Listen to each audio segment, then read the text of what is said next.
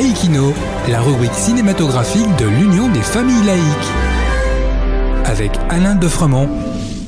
Bonjour, vous êtes à l'écoute de Laïkino avec Frédéric, votre serviteur, pour la chronique cinématographique de l'UFAL. Bonjour Alain. Bonjour Frédéric, bonjour à tous.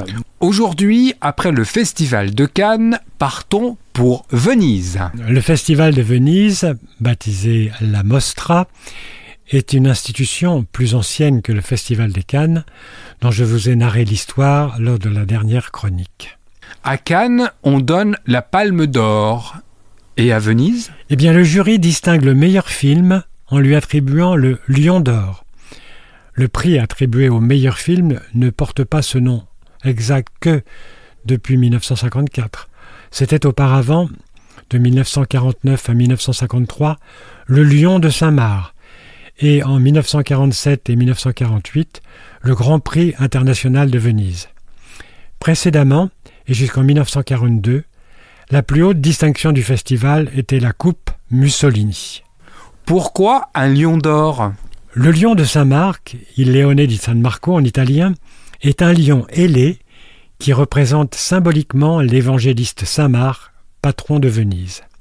Le lion est le symbole en effet de toute la ville, ainsi que de toute la région de la Vénétie. Alain, et quand a lieu cette Mostra ? Eh bien, c'est en général au mois de septembre, et c'est la raison pour laquelle Jean Zay voulait ouvrir le Festival de Cannes en septembre 1939, pour faire concurrence à cette Mostra empreinte de fascisme et de national-socialisme. Et de quand date ce festival ? La Mostra de Venise a vu le jour en 1932, sous l'impulsion du sculpteur Antonio Mariani, qui a eu l'idée de créer une sélection cinéma à la Biennale d'art de Venise. Alain, quels sont les films qui ont obtenu le Lion d'Or et qui ont marqué l'histoire du cinéma ? Cocorico, la France s'est taillée la part du lion, si je puis dire, car elle a souvent triomphé à la Mostra. Ce fut le cas de Jeux interdits de René Clément en 1952, dont vous avez encore la musique en tête, de Santoine-Illois d'Agnès Varda en 1985, d'Au revoir les enfants de Louis Malle en 1987. Mais de grands films ont été récompensés à Venise. Rashomon, du japonais Akira Kurosawa en 1951, Belle de jour, de l'espagnol Luis Buñuel en 1967 avec la sublime Catherine Deneuve, et le premier et seul western gay, Le secret des Brokeback Mountain, du taïwanais Ang Lee en 2005.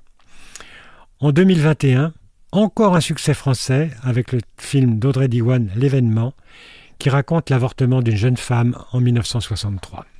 En attendant de nous retrouver, n'oubliez pas nos émissions de balado-diffusion sur laicidad.ufal.org ainsi que sur notre site ufal.org. Pensez aussi que nos activités ne sont possibles que grâce à vos dons et vos adhésions. C'était Frédéric et Alain sur Laïkino. À bientôt. C'était Laïkino, la rubrique cinématographique de l'Union des familles laïques. Retrouvez toutes nos rubriques Laïkino et l'ensemble de nos balados-diffusions sur lufal.org.